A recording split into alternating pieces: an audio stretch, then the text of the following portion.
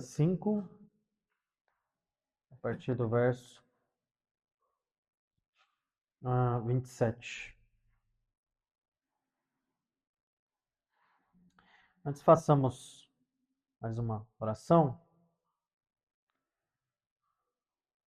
pedindo a graça de Deus para podermos estudar esse texto e compreendê-lo. Senhor Jesus, nós te agradecemos pela oportunidade e privilégio de podermos estar aqui nessa noite. Ó Deus, por termos a tua palavra que nos orienta. Ensina-nos, ó Deus, a te amar mais, a temer mais o teu santo nome, através da exposição da Sagrada Escritura. Que ela, Deus, possa nos proporcionar direção, que ela possa nos consolar, que ela possa nos edificar, que ela possa, se necessário, nos admoestar em alguma questão que nós estejamos em falta com o Senhor. Mas, ó Pai, o que eu oro é que o Senhor não nos permita voltar aos nossos lares como chegamos aqui. Que o Senhor possa me dar direção, que o Senhor possa me dar sabedoria, que eu possa transmitir a tua palavra, à tua igreja, às ovelhas do teu rebanho que compraste com teu precioso sangue. É em nome de Jesus Cristo que eu peço e também agradeço. Amém. Irmãos, leiamos então o texto de Lucas, capítulo número 5, verso 27. Assim diz a palavra de Deus. Depois disso, ele saiu e vendo um publicano chamado Levi, sentado na coletoria, diz-lhe: segue-me. Ele, deixando tudo, levantou-se e o seguiu. E Levi ofereceu-lhe um rico banquete em sua casa. E estavam com eles à mesa um grande número de publicanos e outras pessoas. Os fariseus e seus escribas criticaram os discípulos, perguntando: por que comeis e bebeis com publicanos e pecadores? Jesus lhe respondeu: os sãos não precisam de médico, mas sim os doentes. Eu não venho chamar os justos ao arrependimento, mas os pecadores. Até a leitura da palavra de Deus. Meus irmãos, nós chegamos então aqui a uma porção da Sagrada Escritura, onde Lucas ele começa a relatar o chamado de alguns dos discípulos. E um dos discípulos que é chamado por Jesus Cristo é Levi. Talvez você não saiba quem é, mas Levi é Mateus. E o que Mateus fazia? O que Levi fazia? Levi, ele era publicano. O que era o publicano? O publicano era uma espécie de político. Ele era um coletor de impostos. E os judeus, eles odiavam os publicanos. E por quê? Porque eles recolhiam esses impostos para Roma do seu próprio povo. Então, eles eram considerados traidores. Os judeus odiavam. E então, Jesus, passando pela coletoria, ele vê então Levi e ele diz: olha, venha, siga-me. E então, Levi, Mateus, deixa a coletoria e segue Jesus. O texto nos fala que Mateus aqui era um homem de posses. E o que ele faz? Ele dá um banquete, ele dá um rico banquete para Jesus. E quem está lá? Muitos de seus amigos que também eram publicanos e outras pessoas que os fariseus consideravam pecadores. É mais ou menos o seguinte: digamos que alguém se converta, algum político aqui, algum vereador da nossa região, e então ele vem à nossa igreja e fala: poxa, pastor, que bênção estar aqui com vocês, que bênção ouvir essa palavra. Olha, no dia 1º de abril, eu vou ter um jantar em minha casa e o senhor pode ir lá. E vai ser um momento muito legal. Então eu chego lá e quem está lá está outros de políticos. Aí tem lá políticos do PSDB, tem políticos do PL, tem políticos do PT, tem políticos de todas as índoles. E então o outro pastor me veio e fala: que isso, hein, pastor Nantes? Eu esperava que você fosse um pastor íntegro. Você está indo lá na casa de político tal, comer com ele. Você não sabe do histórico desse sujeito, não? Você não sabe do histórico dos outros que estão ali com eles? São pecadores. Vamos aqui usar o termo: são corruptos. Eles são ladrões. Eles roubam a população. Eu esperava muito mais. E foi exatamente isso que fizeram com Jesus. Porque Jesus ele não era de rejeitar convites. Então nós o vemos nas bodas de Caná, em um casamento, multiplicando vinho para que pudesse haver alegria naquela cerimônia. E nós o vemos aqui também em um rico banquete com pessoas de índole duvidosa. E quando indagado, ele diz: olha, vocês pensam que são os justos que precisam de salvação?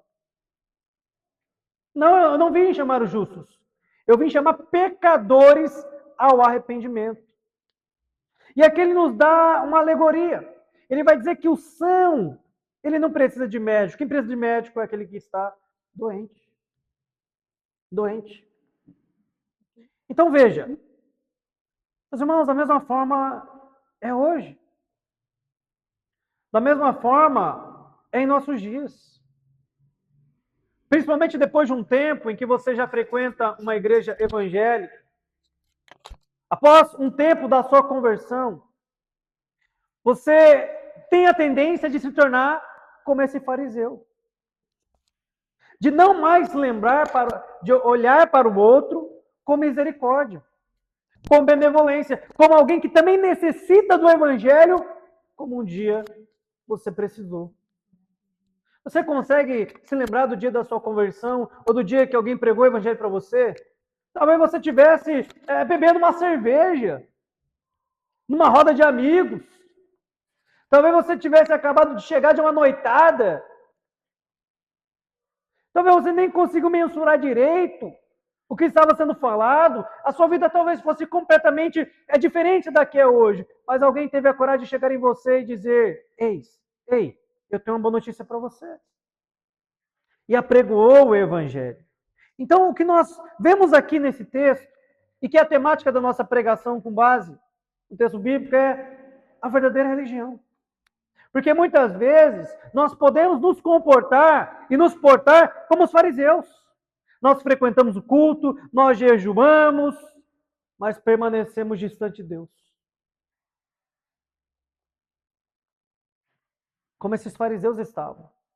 Eles frequentavam o culto, eram até os pastores da época, os mestres, mas estavam distante de Deus, estavam distante de Jesus. Jesus estava diante deles e eles se afastaram do Senhor. Então, primeiro princípio, o mundo, irmãos, é dividido entre pecadores impenitentes e pecadores arrependidos. Nós vemos esses dois grupos aqui, ambos pecadores. Os publicanos eram pecadores? Sim. E os fariseus também. Mas um grupo não reconhecia o seu pecado. Um grupo já se achava justo o suficiente. Já outro grupo, ao contrário disso, reconhecia o tamanho da misericórdia que havia sido ofertada a eles e, portanto, estavam aqui celebrando. Por exemplo, anterior a essa palavra, nós estávamos o quê? Louvando a Deus. E o louvor que era extraído de nosso íntimo é fruto do quê? Da nossa gratidão a Deus, da nossa alegria de nós termos sido salvos, da nossa esperança de que um dia Ele voltará. Aleluias! Eles estavam alegres e, portanto, eles estavam festejando. Levi e Mateus estavam alegres. Poxa, imagine você sendo considerado o traidor da nação. E o mestre, Jesus, que já era famoso na época, fala assim: seja meu discípulo. Como você se sentiria? Honrado. Certamente muito honrado. O cenário muda. Antes você era rejeitado. Talvez você tivesse que andar até às escondidas, porque se alguém te pegasse na rua, você apanhava. Mas Jesus, ele te enxergou no meio da multidão. Ele não olhou para aquilo que você praticava. Ele disse: vem e me segue. Você certamente também estaria como Levi aqui, exalando alegria, exalando felicidade. Certamente você também daria um banquete. Mas aqueles fariseus, eles não estavam ali com essa disposição. Mas, como sempre, com o objetivo de sondar a vida de Jesus e achar alguma falta para poder condená-lo. E a estes, a salvação não se desvelou. A esse, a salvação ficou oculta. Porque eles já se achavam justos. Eles não reconheciam a sua necessidade de um Salvador. Os que se acham sãos não precisam de médico. Por que você vai no médico? Eu confesso, eu odeio ir no médico. E eu só vou no médico nas últimas. Eu estou muito mal, então eu vou no médico. Mas é só mediante a identificação de uma enfermidade extrema que vão ao médico. Imagine você termina esse culto e nós estamos aqui conversando e tá tudo muito bem. Eu pergunto como vai a sua vida, você diz, eu tô ótimo. Eu falei, o que você vai fazer agora? Vou no médico. Ninguém faz isso, né? Ninguém faz isso sem precisar. Nós vamos ao médico porque precisamos, porque estamos doentes, porque reconhecemos alguma enfermidade. Somente, irmãos, os doentes precisam de alguém que lhes cure. Jesus ele estava então dizendo que havia um grupo de homens que não precisava dele. Em certo sentido, sim e não. E por que sim? Porque aqueles fariseus já tinham decidido em seu coração que Jesus ele era um empecilho para a religião deles. E por isso queriam matá-los. Agora, biblicamente, irmãos, isso é verdade? Que existe um tipo de pessoa que não precisa de Jesus? Que não precisa de Deus? Até aqueles que se acham justos, eles precisam de um Salvador. Quando nós fazemos aqui evangelismo, é bem curioso, porque nós podemos identificar bem esse grupo de pessoas. Nós temos basicamente dois grupos de pessoas. Quais os grupos? Aquele que você prega o evangelho, eles dizem, sim, eu estou doente.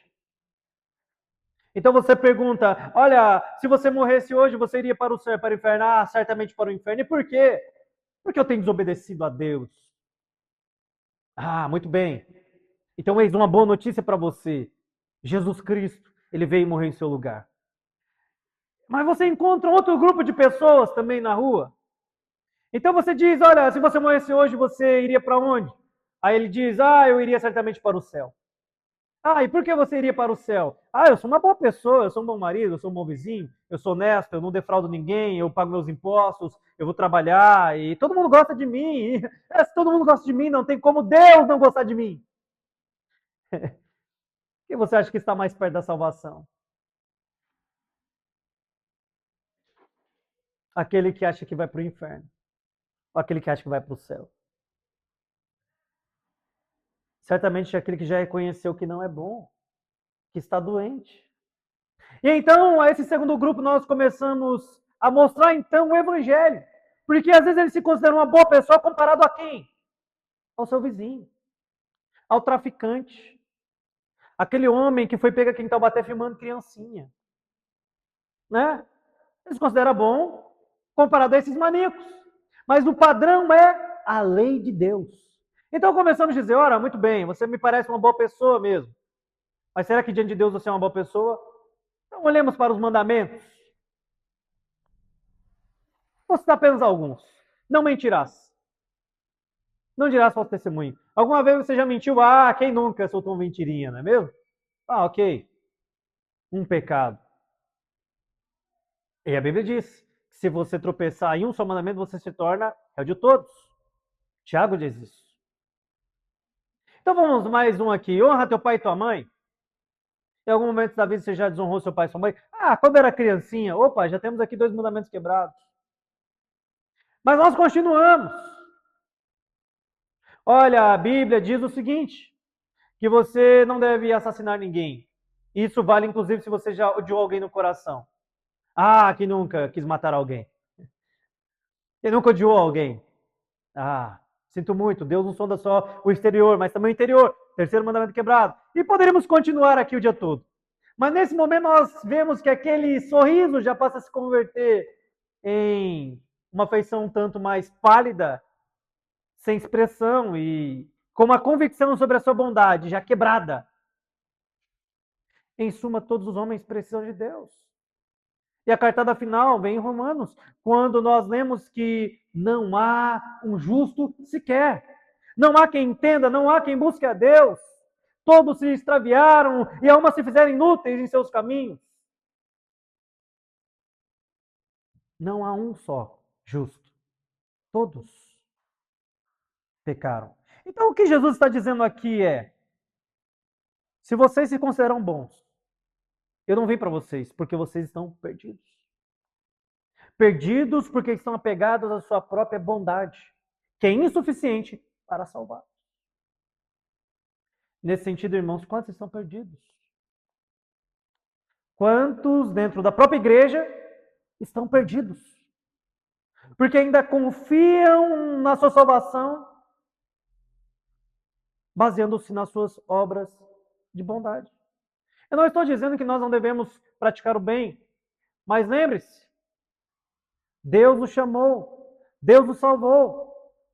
E agora que nós somos salvos, nós fazemos as boas obras. Fazemos as boas obras porque somos salvos e não para ser salvos. Isso é muito claro. Mas veja que o mundo está aí dividido entre pessoas que sabem que são pecadoras e outras que não sabem. Outras que estão com as consciências adormecidas. Outros que estão como aquele que tem um câncer silencioso crescendo dentro de si. E por assim ser, não acham que precisam de um Salvador. Mas Jesus, ele come com pecadores. Pois o contrário, ele teria que comer sozinho. Do contrário, ele teria que fazer as suas refeições separado de todos nós. Por quê? Porque não há um bom, não há um justo. Não há quem busque a Deus, é o que diz o texto sagrado. Veja, no dia da sua conversão, você estava buscando a Deus? Não. Você estava seguindo os seus próprios caminhos, seus sonhos, aspirações. Ora, poderíamos dizer que Deus era a última coisa que passava na sua mente, mas ele foi até você e manifestou bondade. E sentou-se à mesa com você para redimi-lo. Então, o que é a verdadeira religião e a falsa religião? Ora, primeiramente, irmãos, eu quero lhes dizer que nenhum homem é salvo pela sua própria bondade. Talvez você já tenha entendido isso. E é aqui que nós definimos a verdadeira da falsa religião. Porque a falsa religião, ela diz que você precisa se salvar. E por isso ela não salva ninguém. E por isso ela condena todos. Só a genuína religião, só a genuína fé, ela vai dizer, confie em Jesus Cristo. E meus irmãos, a única fé que diz isso abertamente é a fé cristã. Todas as outras, você precisa ser bom para ser salvo. Então, em essência, a religião verdadeira, ela, primeiro, produz um sentimento profundo de que carecemos da misericórdia de Deus. A falsa religião, ela vai te dar a falsa ilusão de que você pode salvar a si mesmo. Através da sua bondade, através de suas ações diárias.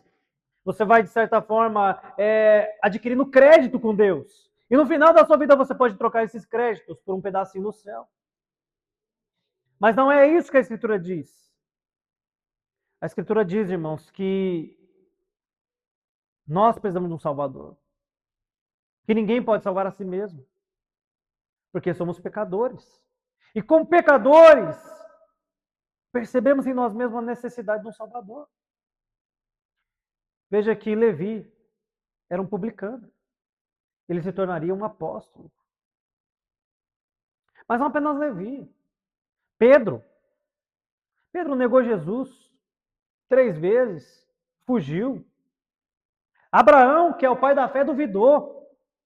Davi, o homem segundo o coração de Deus, mentiu, traiu, adulterou, cometeu homicídio.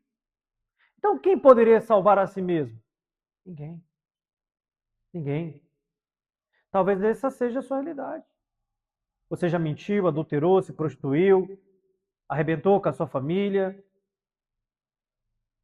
Mas se você tem, irmãos, essa consciência que você é um pecador e precisa de Deus, essa fé é para você.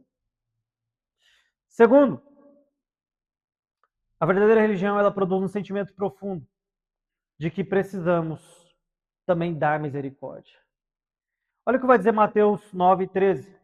Ide, porém, e aprendei o que significa misericórdia quero e não holocaustos, pois não vim para chamar os justos, e sim pecadores ao arrependimento. O Senhor, irmãos, ele não quer holocausto, mas misericórdia. Ora, o holocausto, irmãos, era a oferta que era oferecida a Deus pelos nossos pecados. No entanto, o que estava por trás dessa oferta era fé e amor. De maneira que, tirando a fé e o amor, ela se tornava vazia. Então, fé porque você tirava uma parte do rebanho, querendo que Deus ia abençoar, e amor, porque a oferta era para sustento do sacerdote e dos necessitados. Era a crença de que Deus, ele retribuiria aquilo que nós fazemos com a sua graça, a sua misericórdia. E essa misericórdia deveria ser agora transbordada a outros. Veja como os fariseus tratam os publicanos e os pecadores. Com rigidez.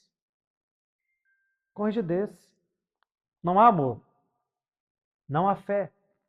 Não há misericórdia. Não há possibilidade de salvação para eles. Talvez eles diriam: eu quero que esses pecadores queimem no quinto dos infernos. Talvez esse seria o pensamento. Mas, irmãos, não adianta ouvir a voz de Deus e não crer nela. Esses fariseus estavam ouvindo a voz de Deus, Jesus, e não criam. Não adianta cumprir um ritual de culto, mas viver como ímpio.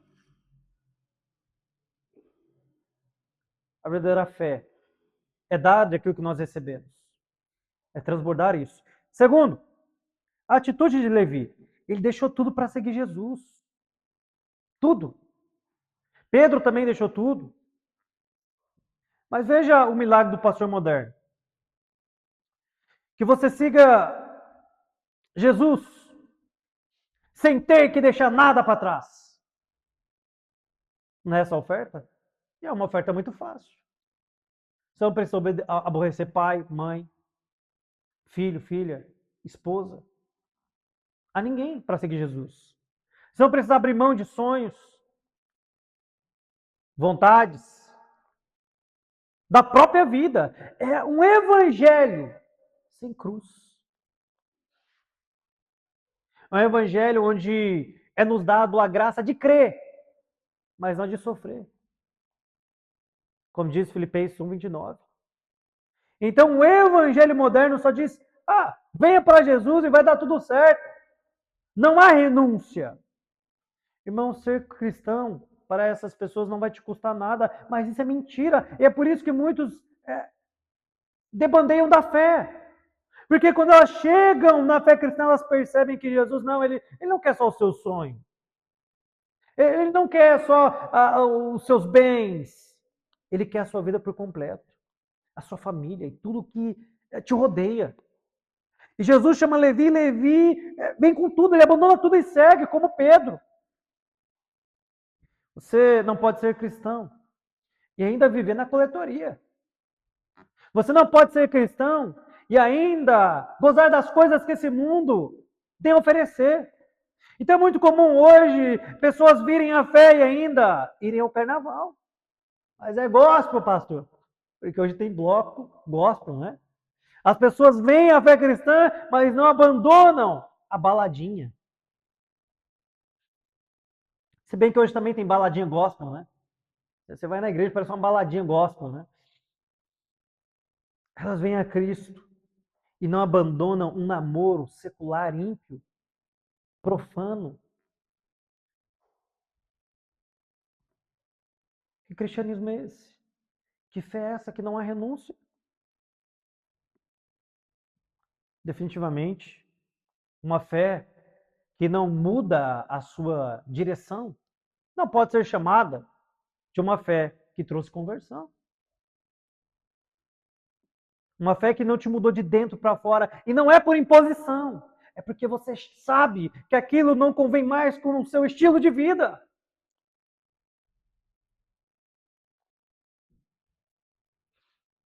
Levi deixou tudo para seguir Jesus. O quanto você tem renunciado para seguir Jesus?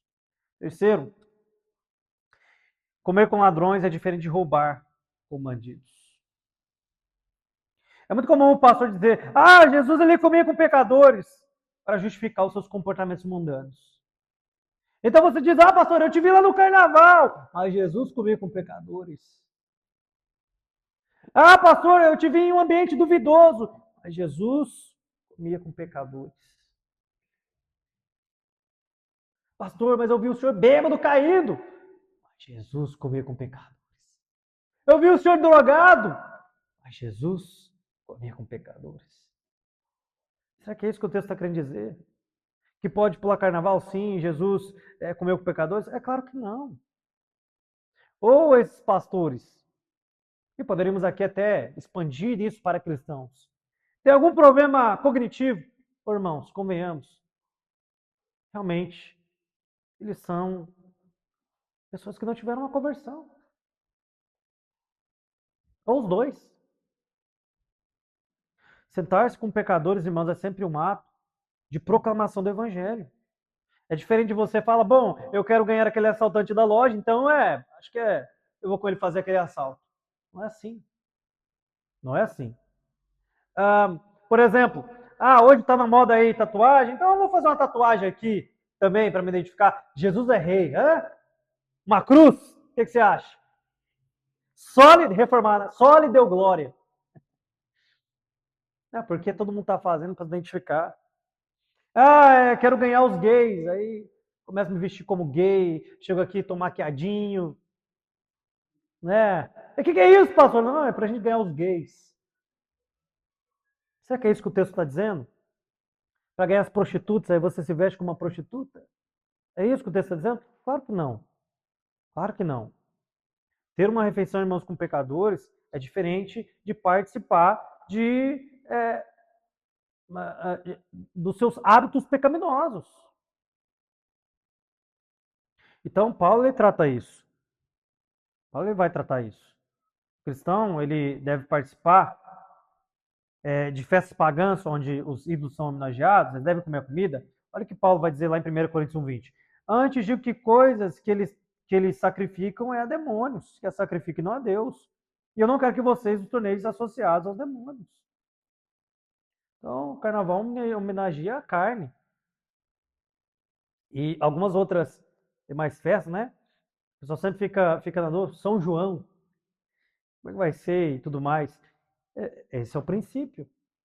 Esse é o princípio. O casamento católico, como é que é? Está participando de um culto que é em homenagem muitas vezes a Maria, a Aparecida, muitas outras coisas. Então veja, comer com os publicanos aqui não era participar daquilo que eles estavam fazendo, mas justamente ser luz em meio às trevas. A gente já tem o privilégio de estudar em faculdades cristãs, né? Que tem alguns irmãos que estudam, a gente estuda, mas às vezes você vai cair numa faculdade ímpia. É você praticar o que eles fazem lá? Não. É você ser luz naquele lugar. Quarto princípio. Um coração velho não recebe ideias novas. Então veja, os fariseus, eles ainda estavam apegados àquela ideia de que as minúcias da lei deveriam ser cumpridas. Peraí, o autor da salvação estava diante deles. Então, inclusive no texto subsequente, eles vão criticar Jesus porque não fazia jejum. Isso era só fruto de um coração velho. Um coração que estava preso às tradições. Um coração que estava condicionado à justiça própria. Então, nós poderíamos dizer que a ideia é: Jesus é muito bom de comer, é muito bom de boca. E jejum que é bom nada. Mas Jesus, irmãos, ele vai dizer o seguinte, que enquanto o noivo ele está presente, não se deve jejuar. Mas haverá o tempo, sim, que nós deveríamos jejuar. Esse tempo que nós estamos. É um tempo onde nós deveríamos dedicar mais a jejum. Agora, o que era o jejum? Só para finalizar aqui. O jejum, irmão, estava associado à tristeza. Você tinha lá, por exemplo, Israel, o dia de Yom Kippur, que era o dia de afligir a alma, de se entristecer, que era acompanhado de jejum. Poderiam se entristecer estes que estavam contemplando a salvação diante de seus olhos? Claro que não. Claro que não.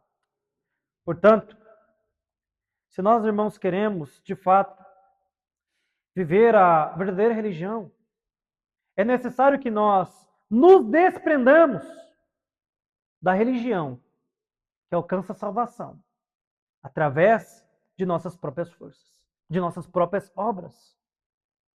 Pois só há um lugar que essa religião pode nos levar, que é o inferno. A verdadeira religião, a fé cristã, ela nos leva ao céu.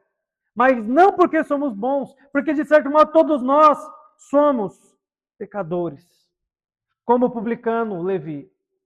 Mas lembra o que eu disse? A questão não é se somos pecadores ou não. A questão é se nós já sabemos disso. Se nós somos impenitentes ou se nós já reconhecemos a nossa necessidade de um Salvador. Irmãos, busco sempre me lembrar daquele que me tirou das trevas para o reino do seu Filho amado. Porque é nele onde eu encontro paz e salvação. Quantos mais querem assim agir? Vamos ficar de pé então?